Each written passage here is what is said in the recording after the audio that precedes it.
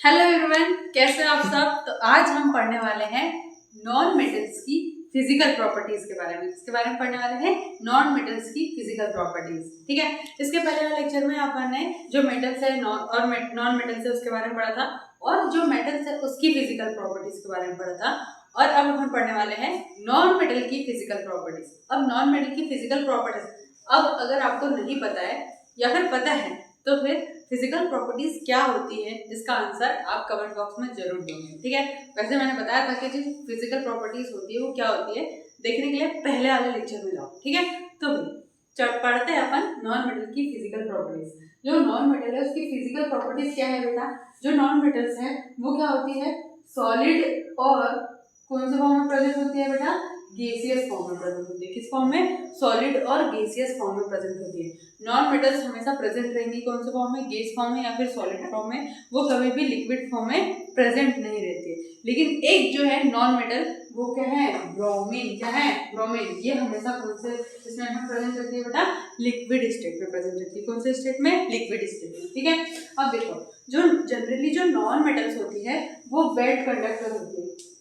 क्या होती है, बेड कंडक्टर। अब बेड कंडक्टर से मतलब इसके अंदर जो हीट है और इलेक्ट्रिसिटी है ये फ्लो नहीं करती है। ठीक है, तो जो नॉन मेटल्स होती है क्या होती है, वो बेड कंडक्टर है किसकी, हीट और इलेक्ट्रिसिटी की। लेकिन जो एक्सेप्शन है वो एक्सेप्शन में क्या है बेटा, ग्रेफाइट। ग्रेफाइट जो है और ये जो किसका फॉर्म है, कार्बन का फॉर्म है। ग्रेफाइट किसका फॉर्म है बेटा, कार्बन का फॉर्म है। और ये किस क्या है, गुड कंडक्टर है। क्या है बेटा, गुड कंडक्टर है किसका, हीट और इलेक्ट्रिसिटी। अगर आपने ग्रेफाइट नहीं देखा होगा तो जो पेंसिल की जो नीब होती है ना बेटा, वो किससे बनी होती है, ग्रेफाइट से। किससे, ग्रेफाइट से। ठीक है, दूसरी चीज देखो, जो नॉन मेटल्स होती है बेटा वो नॉन सोनोरस होती है, मतलब उससे साउंड प्रोड्यूस नहीं होता है। ठीक है, जो नॉन मेटल्स होती है वो साउंड प्रोड्यूस नहीं करती। अब गैस में तुमको पता कभी आवाज आती रहती है क्या, ये ऑक्सीजन और यहाँ पर कार्बन डाइऑक्साइड प्रेजेंट है, नाइट्रोजन गैस प्रेजेंट है, ये इन्वायरमेंट है। तो ये सारी गैसेस कभी आवाज करती है क्या बेटा, नहीं करती है। तो जो नॉन मेटल्स होती है वो क्या है बेटा, नॉन सोनोरस है। ठीक है, देखो जो नॉन मेटल्स होती है वो नॉन लस्टरस होती है, मतलब इसकी जो कोई साइन नहीं होती है ना। नॉन मेटल्स की कोई साइन होती है क्या, दिखाई देती है कभी तुमको कोई गैस चमकते हुए दिखाई देती है क्या, चमकते कभी लकड़ी चमकते हुए दिखेगी। अब अगर उसके ऊपर पेंट कर दिया तो जरूर चमकेंगे, लेकिन अगर उसके ऊपर पेंट नहीं किया तो क्या वो चमकेंगी क्या, नहीं। तो जो नॉन मेटल्स होती है वो नॉन लस्टरस होती है, मतलब उसके अंदर कोई खुद की साइन नहीं होती है। ठीक है, सिर्फ आयोडीन को छोड़ो। किसको, आयोडीन।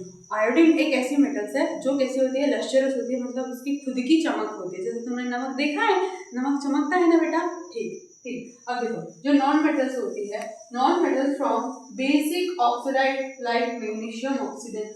मैग्नीशियम ऑक्सीडाइड, देखो देखो जो मैग्नीशियम जो नॉन मेटल्स होती है वो जनरली क्या होती है, ऑक्सीडाइज होती है। क्या होती है, ऑक्सीडाइज। जैसे कि अपन ने कोई नॉन मेटल की रिएक्शन ऑक्सीजन से करा दी तो क्या बन जाएगा, मैग्नीशियम ऑक्साइड। जैसे कि मैंने मैग्नीशियम नॉन मेटल है, ठीक है, मैग्नीशियम को लिया और रिएक्शन किससे करा दी बेटा, ऑक्सीजन से, तो क्या बन जाएगा, मैग्नीशियम ऑक्साइड। ठीक है, वैसे ही अगर अपन कोई नॉन मेटल की रिएक्शन ऑक्सीजन से कराते हैं तो वो ऑक्सीडाइड हो जाता है। क्या हो जाता है, ऑक्सीडाइड हो जाता है। ठीक है, while non metals from acidic oxygen, और जो नॉन मेटल्स होती है वो एक एसिडिक ऑक्साइड भी बनाती है। क्या बनाती है, एसिडिक ऑक्साइड, और इसी वजह से क्या होती है, एसिड रेन। क्या होती है, एसिड रेन।